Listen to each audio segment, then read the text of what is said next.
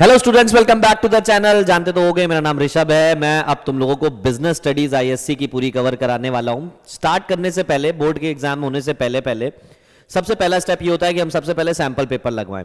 Sample paper तो हो ही जाएंगे, साथ साथ हर एक चैप्टर जो भी तुम्हारी बुक में आ रहे हैं, ठीक है, सारी यूनिट कवर कराऊंगा मैं। सबसे पहली वीडियो ये है तुम्हारे सैंपल पेपर के लिए, ताकि जस्ट जान जाओ कि क्या क्या है, कुछ तो भूली भटकी यादें आ जाए तुम लोगों को याद। तो बिजनेस स्टडीज में वही हमारा है कि 3 सेक्शन दिए जाएंगे। Section A B C. सबसे पहले सेक्शन ए जो होगा वो हमारा ऑब्जेक्टिव टाइप होगा। सेक्शन बी जो है हमारा वो शॉर्ट आंसर्स के लिए, और सी हमारा लॉन्ग आंसर्स के लिए 6-6 4-4 नंबर के क्वेश्चन आएंगे। स्टार्ट करने जा रहा हूं फटाफट, बिना टाइम वेस्ट किए जल्दी जल्दी खत्म करते हैं, क्योंकि चैप्टर के साथ साथ पूरी पूरी किताब में बहुत कुछ आने वाला है। ठीक है, आपका जो बुक है, मतलब सॉरी, आपकी जो सब्जेक्ट है बिजनेस स्टडीज, जो सैंपल पेपर आया उससे एक चीज नोटिस करी मैंने।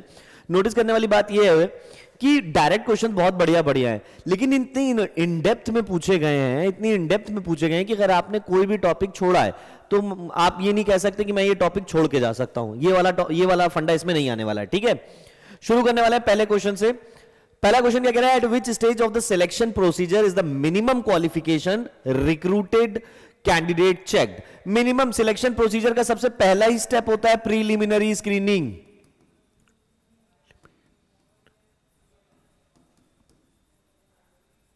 प्रीलिमिनरी स्क्रीनिंग, ठीक है। फिर आता है name the first need as given in the Maslow's hierarchy human wants. Maslow's ने ह्यूमन वांट्स के ऊपर एक मोटिवेशन थ्योरी दी, जिसमें जो सबसे पहले थे उन्होंने स्टेप बाय स्टेप नीड्स के बारे में बताया कि सबसे पहले इंसान अपनी फिजियोलॉजिकल नीड्स पूरी करता है। एक बार फिजियोलॉजिकल नीड्स पूरी हो जाती है तब वो दूसरी नीड्स की तरफ बढ़ता है।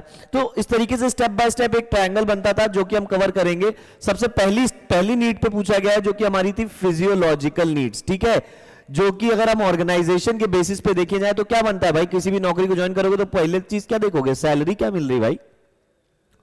विच सिस्टम ऑफ वेज पेमेंट हो गया ये, कह रहा नहीं, विच system of wage payment is supported by trade unions. अब ट्रेड यूनियन के हिसाब से वेज पेमेंट कौन सी अच्छी होती है? यार देखो, आदमी फेयल ने भी कुछ प्रिंसिपल्स दिए और उन्होंने कहा कि हम ना पीस वेज सिस्टम करना चाहते हैं। सॉरी, टेलर ने कुछ प्रिंसिपल्स दिए, फेयल ने तो एडमिनिस्ट्रेशन दिए, टेलर ने प्रिंसिपल दिए थे। और हमने प्रिंसिपल्स में ये पढ़ा था कि हमें पीस वेज सिस्टम चाहिए, कि जितना आउटपुट जनरेट करोगे उतना तुम्हें पैसा मिलेगा। लेकिन ट्रेड यूनियन ये नहीं चाहता है। ट्रेड यूनियन चाहता है कि भैया हमें टाइम बेस्ड पैसा मिलना चाहिए। तो यहां पर क्या था? Which system of wage payment?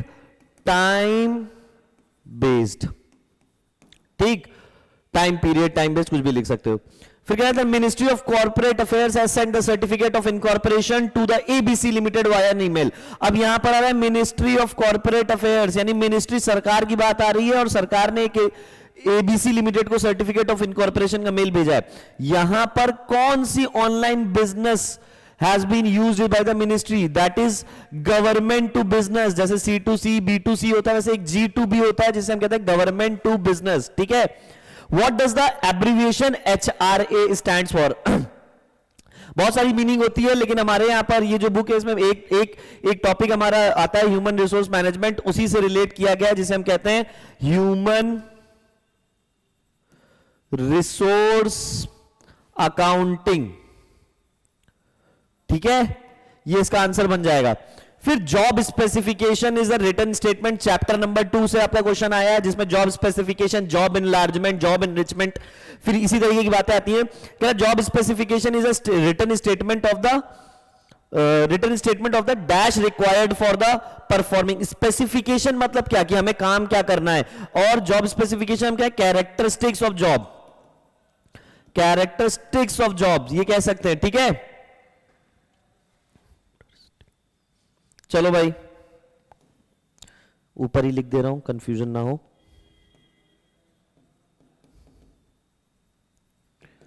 Characteristics of job, ठीक है। नेक्स्ट आगे बढ़ते हैं।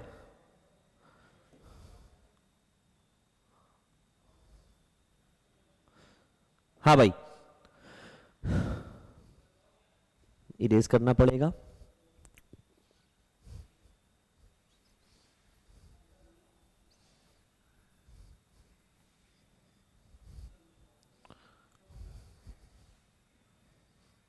Next, dash means integrating the economy of a country with the world economy. सबको पता है, क्लास 6 के बच्चे को बता दिया जाता है कि globalisation, integration of economy, domestic economy with the foreign economy, उसे हम क्या कहते हैं? ग्लोबलाइजेशन। ठीक है।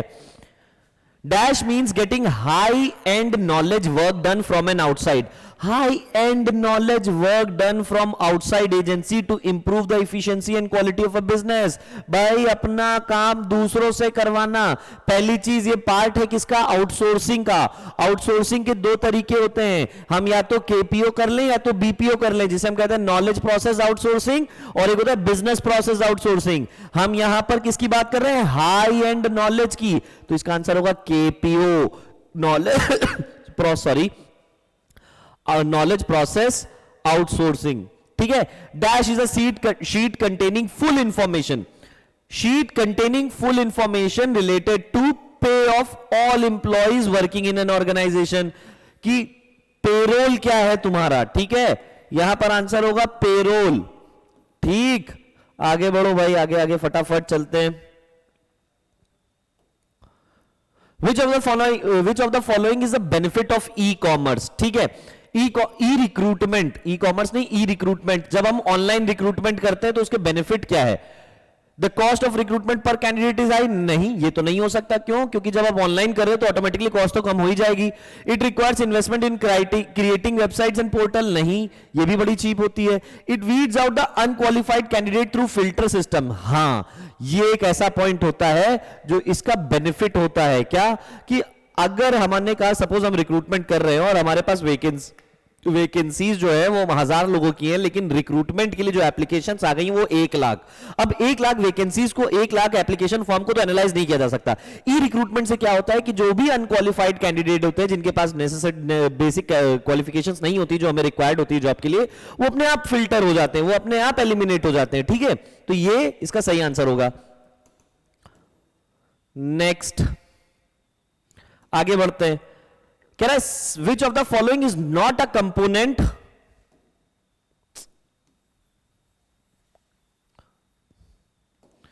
Which of the following is not a component of self appraisal. ठीक है, नहीं, which of the following is not a component of 360 degree appraisal. 360 degree appraisal में सेल्फ होता है, पीयर होता है, सुपीरियर होता है, इंडस्ट्रियल अप्रेजल क्या होता है? तो नहीं होता, ये इस तरह की कोई चीज ही नहीं है। ठीक है, आगे बढ़े।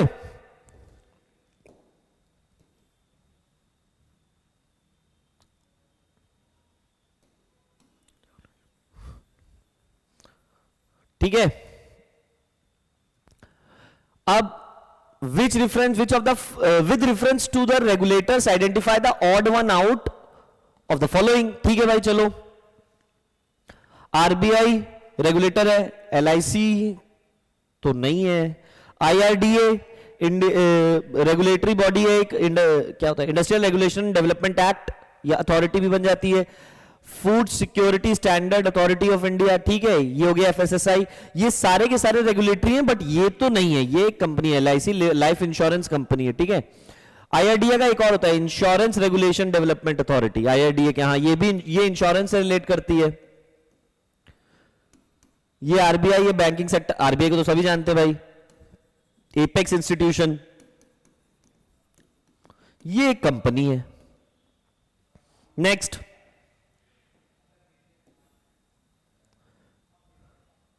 स्टेट वेदर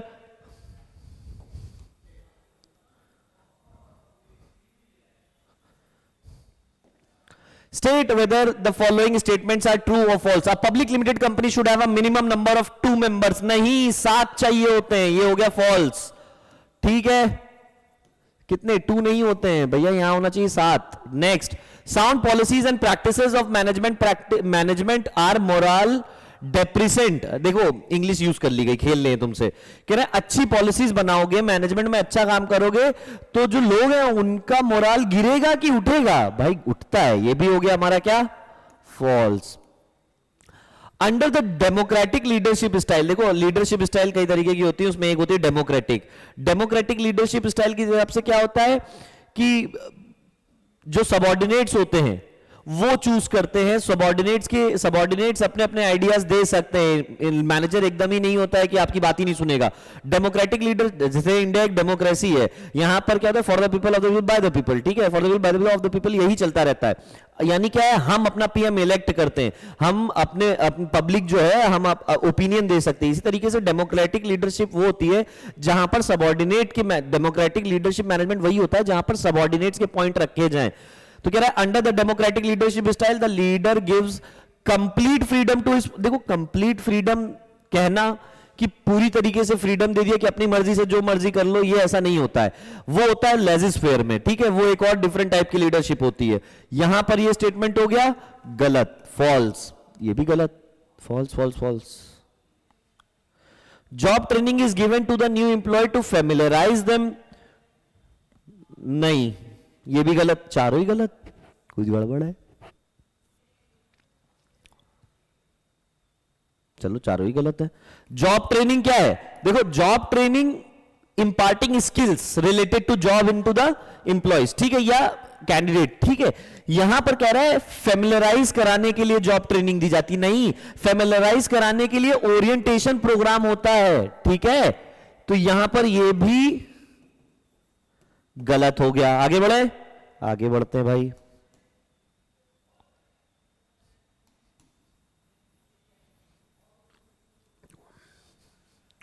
अब यहां से सेक्शन बी स्टार्ट होता है, थोड़ा थोड़ा थ्योरी वाला काम स्टार्ट होता है, ठीक है। मैंने पॉइंट्स बनाए, जल्दी जल्दी हम लोग लिखना स्टार्ट करते हैं।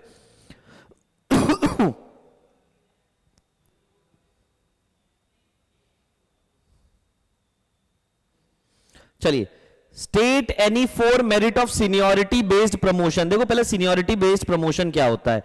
एक होता है कि टारगेट बेस्ड प्रमोशन, कि आपने टारगेट लिया है, आपने, आपकी इफिशिएंसी अच्छी है, आपका प्रमोशन खट खट खट होता चला जाएगा।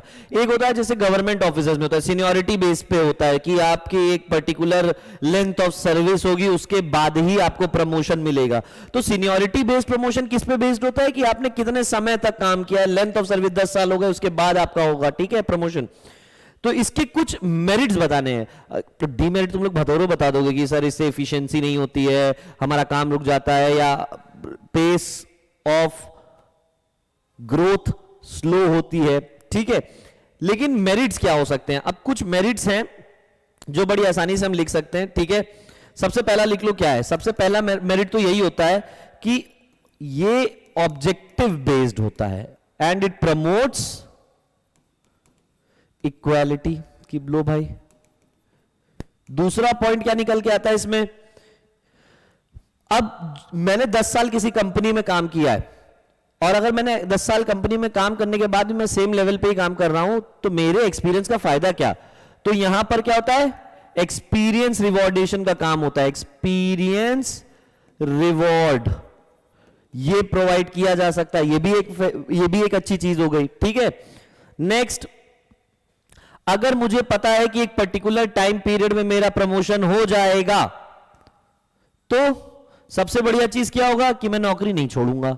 इससे क्या होगा? लेबर टर्नओवर रेशियो जो है, लेबर टर्नओवर रेशियो, हर साल कितने लोग आपको छोड़ के, आपकी कंपनी छोड़ के चले जाते हैं, ये बहुत ही कम हो जाएगा। Next, it is preferred by trade unions. TU माने क्या हो गया? Trade union. ट्रेड यूनियंस का यही है कि हमें यही तरीका पसंद आता है, ठीक। आगे बढ़ते हैं। Name and explain any to type of reports. देखो यार, रिपोर्ट्स क्या है कि जो बिजनेस में रिपोर्ट्स बनती हैं वो दो तरीके की होती हैं। एक जो कॉन्फिडेंशियल होती है, एक जो कॉन्फिडेंशियल नहीं होती है, ठीक है। जैसे मैंने कहा अटेंडेंस रिपोर्ट जाननी है, अब मैं अपनी अटेंडेंस रिपोर्ट के लिए देखूंगा कितने इंप्लॉयज आ रहे हैं, कितने इंप्लॉयज नहीं आ रहे, कितने इंप्लॉयज का क्या रेशियो, ये सारी चीजें हम कवर कर लें। लेकिन मैंने कहा मुझे फाइनेंसेस देखने हैं, तो फाइनेंसेस सबको थोड़ी ना बात देंगे, फाइनेंस की रिपोर्ट सबको थोड़ी दिखाएंगे कि भाई कितना पैसा आ रहा है, कितना पैसा आ रहा है। वो तो जब रिपोर्ट हम देख लेंगे, मैनेज कर लेंगे, प्रॉफिटेबिलिटी बढ़ जाएगी, तब तो दिखाएंगे हाँ हाँ भाई हमने पैसे कमा लिया हो देखो। तब तक क्या होगा? कॉन्फिडेंशियल रखेंगे। तो कुछ रिपोर्ट्स ऐसे होती है, या कोई नया प्रोजेक्ट होगा उसकी रिपोर्ट तैयार करनी है ना, रिस्क मैनेजमेंट की बात करनी हो, ये सारी चीजों में क्या है, रिपोर्ट्स आपको देखनी पड़ती है। तो रिपोर्ट दो तरीके की होती है, एक कॉन्फिडेंशियल, एक नॉन कॉन्फिडेंशियल के बेस पे। पहले कॉन्फिडेंशियल जो होती है वो होती है प्राइवेट रिपोर्ट, प्राइवेट रिपोर्ट, ये होती है क्या, कॉन्फिडेंशियल होती हैं। और दूसरी होती है पीरियोडिक रिपोर्ट्स, जो समय समय पे मैनेजर से मांगी जाती, जैसे आपके होते हैं हर समय जैसे होता है ना पीरियोडिक असेसमेंट, हर समय पे आपको जानने के लिए देखा जाता है कि कितनी पढ़ाई चल रही है, आपका एक पीए ले लिया जाता है। ठीक, ये हो गया पीरियोडिक रिपोर्ट्स, ये नॉन कॉन्फिडेंशियल होती हैं। एक होती है प्राइवेट रिपोर्ट्स, ये कॉन्फिडेंशियल के क्लॉज को मेंटेन करती हैं। ठीक है, हो गया यहां तक क्लियर? बहुत जल्दी कर रहे हैं, फटाफट हो जाएगा। अभी हमारे 10 क्वेश्चन और हैं। चलो, state any two professional and two social significance अच्छा ऑफ ह्यूमन रिसोर्स मैनेजमेंट। आज की डेट में ह्यूमन रिसोर्स मैनेजमेंट एक ऐसी चीज हो गई है जो हर एक ऑर्गेनाइजेशन में एक डिपार्टमेंट की तरफ से बन गया है। जैसे परचेज होता है, फाइनेंस होता है, मार्केटिंग होता है, वैसे ही एक होता है एचआरएम। एचआरएम एक क्रूशियल डिपार्टमेंट माना जाता है, क्योंकि सबसे बड़ी असेट क्या है किसी ऑर्गेनाइजेशन के लिए? एक सबसे बड़ा असेट किसी भी ऑर्गेनाइजेशन के लिए, कोई कंपनी के लिए कोई लैंड नहीं, कोई बिल्डिंग नहीं, ना ही पैसा। सबसे बड़ा असेट होता है वहां पर काम करने वाले लोग। तो उसकी सिग्निफिकेंस तो बहुत होती है। ह्यूमन रिसोर्स सबसे महंगा रिसोर्स है। अच्छा क्वालिटी ह्यूमन रिसोर्स मिल जाए तो, जैसे आज की डेट में क्या है, सारे इंजीनियर्स टॉप कंपनीज के कौन बैठे हुए हैं? इंडियन ही बैठे हुए हैं, राइट? तो क्यों? क्योंकि quality of engineers is very high, ये समझ में आता है। Next, state any two professional. अब देखो इसके दो हैं, मैं आपको बहुत जल्दी बताऊंगा, यहीं लिख दे रहा हूं साइड में। पहले बात करेंगे किसकी? प्रोफेशनल गोल, प्रोफेशनल। ठीक, नेक्स्ट बात करेंगे किसकी? प्रोफेशनल, फिर सोशल। ठीक, प्रोफेशनल में हम क्या क्या लिख सकते हैं कि भाई ह्यूमन रिसोर्स मैनेजमेंट एक डिपार्टमेंट बन जाता है। उसका काम क्या होता है भाई? कई सारी चीजें देखता है वो, कि किसको अप्रेजल देना है, किसको अप्रेजल नहीं देना है, वर्किंग रिलेशनशिप मेंटेन करके रखता है, सुपीरियर सबऑर्डिनेट रिलेशनशिप सही चले। तो सबसे पहली चीज तो क्या है? It promotes healthy working environment. एक हेल्दी वर्किंग एनवायरनमेंट के लिए ह्यूमन रिसोर्स होना बहुत जरूरी है। दूसरा, ये वर्क एलोकेशन का काम करता है। ह्यूमन रिसोर्स मैनेजमेंट ही तो है, इसी के अंदर तो हमारा आता है कि वही ये एचआरएम है। ये ह्यूमन एचआरएम ही होता है जो स्टाफिंग फंक्शन को फुलफिल करता है। ठीक है, यानी पहली चीज स्टाफिंग, स्टाफ कौन रखेगा, किस स्टाफ को क्या काम दिया जाएगा। वर्क एलोकेशन का भी काम किसके पास होता है? इन्हीं के पास होता है। एक मिनट,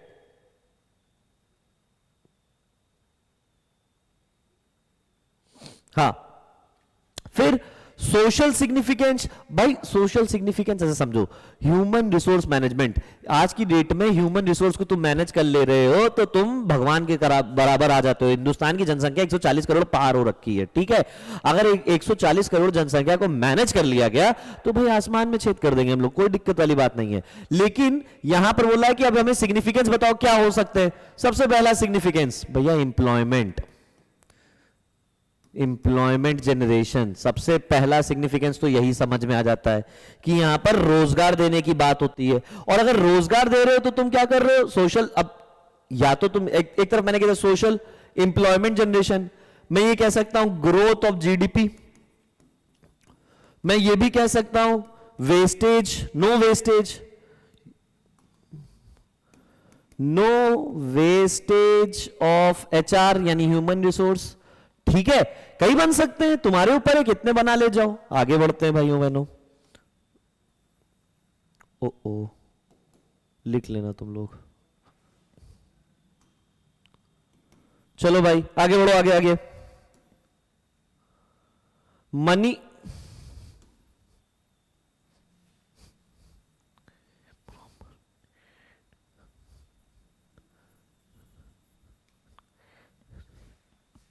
ठीक है, हाँ। Money is not only motivation for employees with reference to the above statement name and explain any two non monetary incentive of motivation. भाई मोटिवेशन के दो इंसेंटिव्स होते हैं, देखिए टेक्निक्स होती हैं बेसिकली दो, एक मॉनिटरी इंसेंटिव्स दे दिया जाए और एक होता है नॉन मॉनिटरी। भाई मैंने कहा मैं एक टाइम पे बड़ा आदमी बन गया हूं, लेकिन अब मुझे सिर्फ और सिर्फ नाम चाहिए, तो मैं क्या करूंगा, मेरे लिए नॉन मॉनिटरी क्या होंगे। जैसे फॉर एग्जाम्पल मैंने कहा मेरा स्टेटस सिंबल क्या होना चाहिए। ठीक है, ठीक है, स्टेटस क्या है, मुझे रिकॉग्नाइजेशन चाहिए, जॉब रिकॉग्निशन जिसे हम कह सकते हैं, ठीक है, जॉब रिकॉग्निशन। ये दो हमारे नॉन मॉनेटरी इंसेंटिव्स होते हैं, ठीक है। इन्हें एक्सप्लेन कर देंगे दो दो नंबर के हिसाब से, 30-30 वर्ड में, हाँ 20 वर्ड में, ये 20 वर्ड में हो गया तुम्हारा 40 नंबर का, 4 नंबर का क्वेश्चन। ठीक, आगे बढ़ो भाई। अच्छा, नेक्स्ट ये कह रहा है briefly explain any 2 types of retirement. भाई देख, रिटायरमेंट दो तरीके से लिया जाता है। एक आदमी जब बूढ़ा हो जाता है, यानी एज फैक्टर आ जाता है कि आपने अपनी जिंदगी में काम कर लिया, 60 साल की उम्र पे पहुंच गए, चलिए भैया मुबारक हो आपको, आपने बहुत अच्छा काम किया, आपका पीएफ का पैसा मिला के आपको मोटा रकम देके आपको जयराम जी की कर दिया जाएगा। दूसरा होता है क्या कि चलो भाई अब हम पाल नहीं सकते आपको, जैसे हम एग्जांपल लेंगे बीएसएनएल का, बीएसएनएल में, या हम ले सकते हैं सहारा का, ये दो कंपनियों का एग्जांपल लेके अगर समझें तो बीएसएनएल और सहारा में बहुत सारे ऐसे लोग थे, जब देखा कंपनी के पास इतनी कैपेबिलिटी नहीं रह गई है कि वो भैया लोगों को संभाल सके, तो उसने क्या किया, उसने यहां पर वीआरएस देना चालू कर दिया। वीआरएस मतलब एज नहीं हुई है लेकिन हम अपनी मर्जी से, वॉलेंटरी रिटायरमेंट स्कीम इसका मतलब होता है क्या, एज नहीं हुई है लेकिन अपनी मर्जी से हम रिटायरमेंट लेना चाहते हैं खुशी खुशी, ठीक है, ये हो गया। अब खुशी खुशी बोलो या प्रेशर में बोलो, ये तो उन्हीं को पता होता है जिन पे बीत रही होती है, हमें तो बस मीनिंग से मतलब है, ठीक है। आगे बढ़ते हैं। With reference to the selection procedure explain the significance. What is the significance, मतलब importance of application form medical examination. Application blank मतलब यही होता है, फॉर्म। तुम कहीं पर भी नौकरी करने जाओगे तो सबसे पहले एप्लीकेशन फॉर्म भरना होता है, वैसे सीवी डालनी होती है, चलो ठीक है। फॉर्म में क्या होता है, तुम्हारी detail information,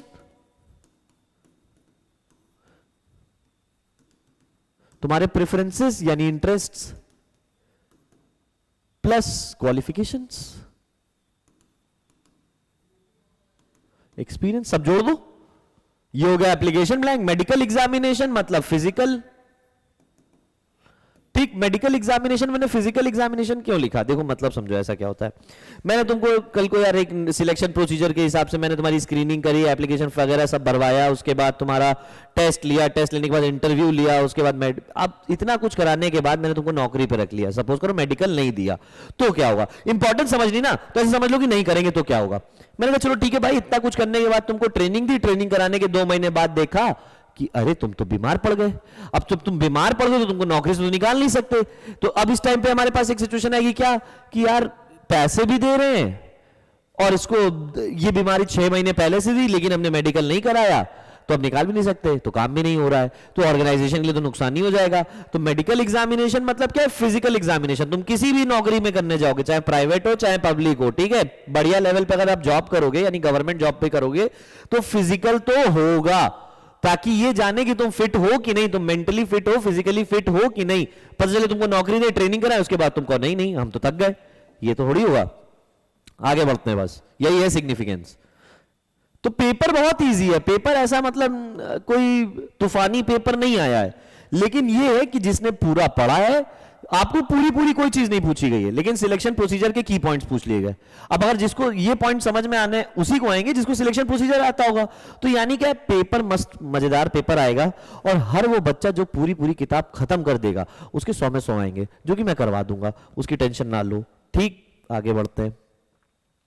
now oral communication is often considered a non-reliable medium that has no legal proof. सही बात है।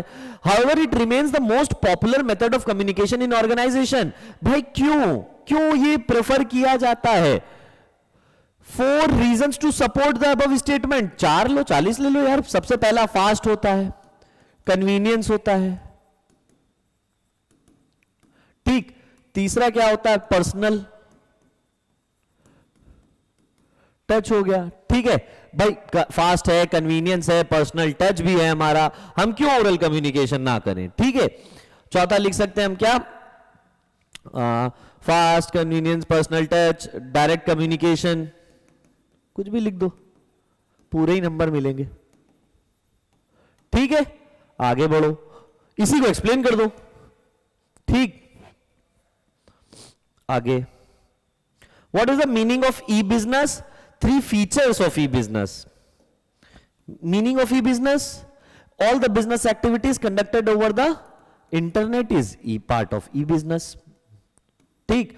Features of e-business: 24/7, no geographical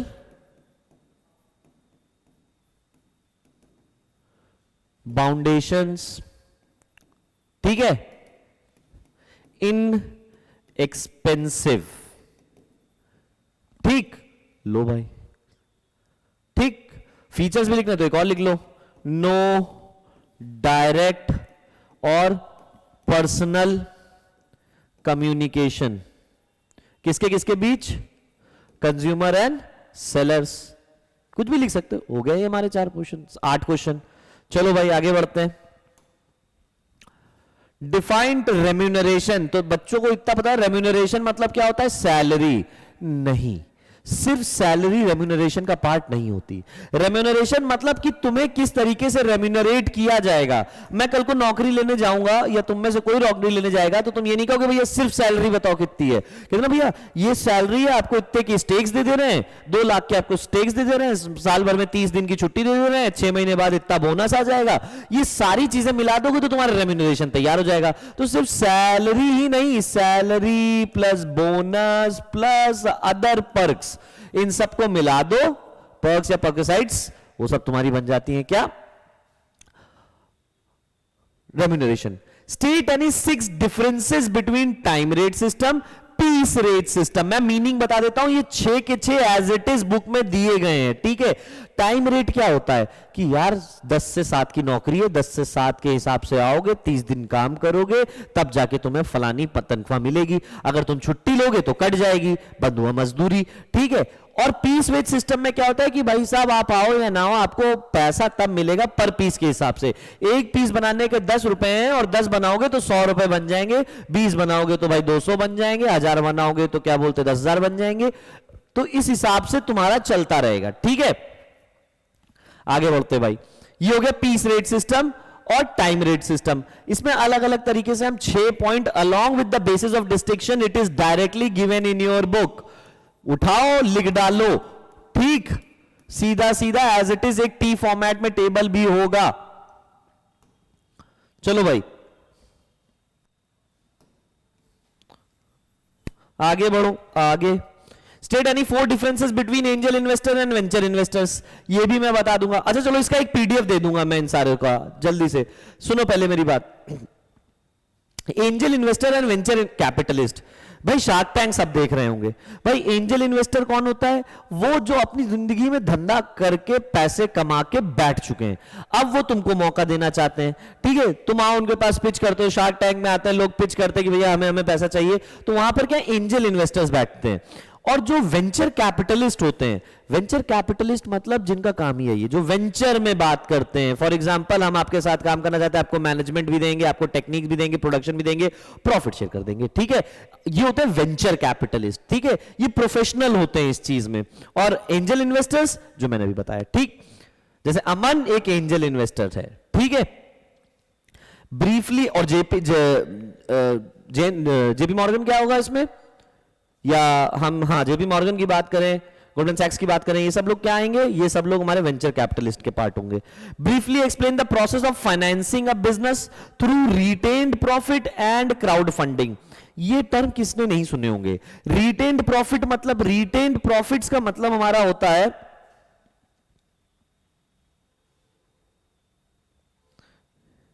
एक मिनट फोन बज रहा मेरा.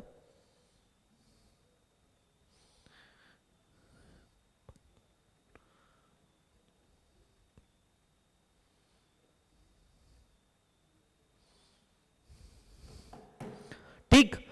रिटेन्ड अर्निंग्स क्या होती है? रिटेन्ड अर्निंग्स को बोलते भाई वो पैसा जो रिटेन कर लिया गया. कंपनी ने 100 करोड़ रुपए कमाए, 80 करोड़ शेयर होल्डर्स को डिविडेंड दे दिए, 20 करोड़ अपनी जेब में रख लिए, तो ये वो पैसा हो गया जिसने कंपनी ने खुद अपने पास से रख लिया, ठीक है.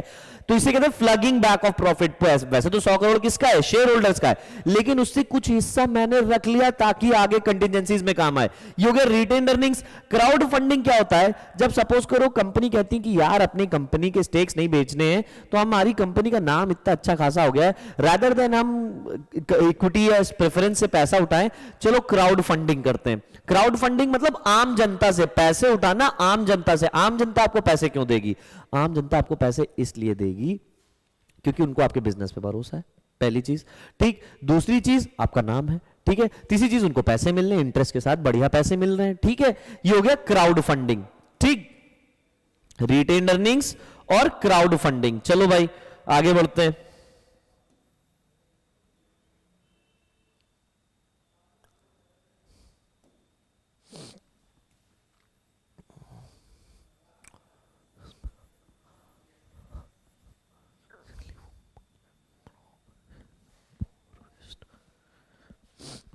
नेक्स्ट क्वेश्चन आता है हमारा ब्लेक एंड मॉर्टन के हिसाब से। ठीक है, क्या कह रहा है? Blake and Morton have identified 5 combinations in their graphic model. ठीक है, ग्राफिक मॉडल जो बनता था इस तरीके से। ठीक है, एक इधर आता था, एक इधर आता था, कॉम्बिनेशन। ठीक, नेक्स्ट। ठीक, alternative combination of leadership and और behaviour with reference to above statement explain any 4 such combination. तो हमें 4 कॉम्बिनेशंस बनाने हैं, बड़े आराम से बन जाएंगे। वैसे इसमें कितने होते थे हमारे? सबसे पहले होते थे हमारे 4 कॉम्बिनेशन में 3, चलो चारों 5 के नाम लिख दूं क्या? लिख लो। एक होता है इंप्रोवाइज मैनेजमेंट 1:1। नेक्स्ट होता था हमारा टास्क मैनेजमेंट 9:1। ये सब डिटेल में एक्सप्लेन किए जाएंगे, इसका पीडीएफ भी मिल जाएगा, टेंशन ना लो। ठीक है, नेक्स्ट कंट्री क्लब। ठीक है, कंट्री क्लब में होता 1:9। Next team management. ठीक, ये हो गया। ठीक है, एक होता था मिडिल ऑफ द रोड, पूछे 4 गए हैं।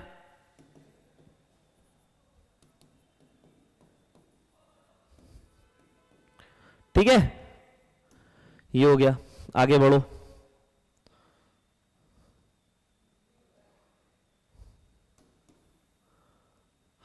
डू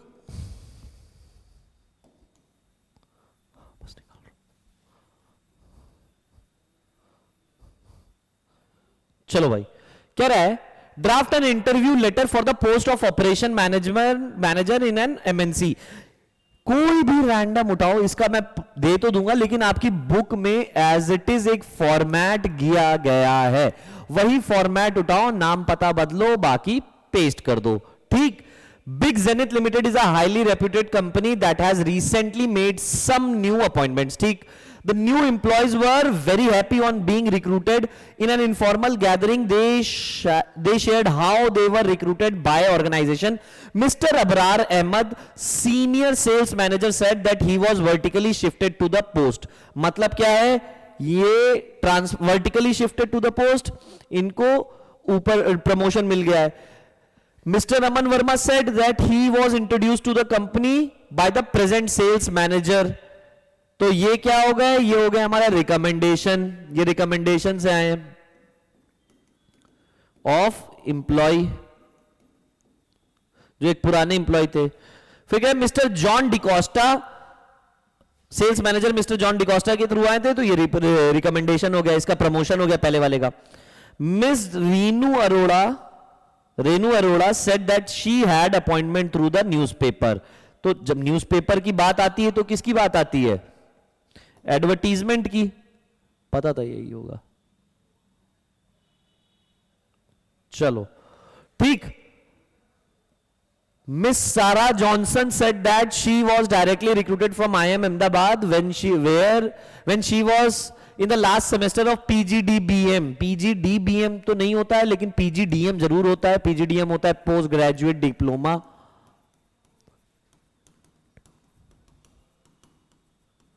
इन मैनेजमेंट, इसे कहते हैं PGDBM. ठीक, PGDM कहते हैं, बी गलत हो गया वो. Next, identify and briefly explain the source of recruitment. बता तो दिया, ये आए थे प्रमोशन से, ये आए थे रिकमेंडेशन से, रेनू जी आई थी एडवर्टीजमेंट से, और ये कॉलेज या कैंपस प्लेसमेंट। अब इन्हीं सबको 20-20 वर्ड में एक्सप्लेन कर दो, 2-2 नंबर पक्के। ठीक, ये हो गया एक सैंपल पेपर। मैं बहुत ही जल्दी इस वीडियो के बाद मोस्ट प्रोबेबली कल से ही आपकी पूरी पूरी बिजनेस स्टडीज की क्लास लेने वाला हूं। जिसने अब तक कुछ पढ़ा है, जिसने कुछ भी नहीं पढ़ा है, रेगुलर लाइव क्लासेस में रहना, कोई टॉपिक नहीं छूटेगा। जैसे इको खत्म हुआ है वैसे बीएसटी भी खत्म हो जाएगा और आई एम डेड श्योर कि तुम्हारे 100 में 100 बन जाएंगे, क्योंकि ये पेपर मतलब ऐसा नहीं है जिसमें तुम्हें बहुत ज्यादा दिमाग लगाना पड़े। हाँ, लेकिन ऐसा है कि तुम्हें सब कुछ पढ़ना पड़ेगा। ठीक है, मिलते हैं नेक्स्ट क्लास में। Thank you class.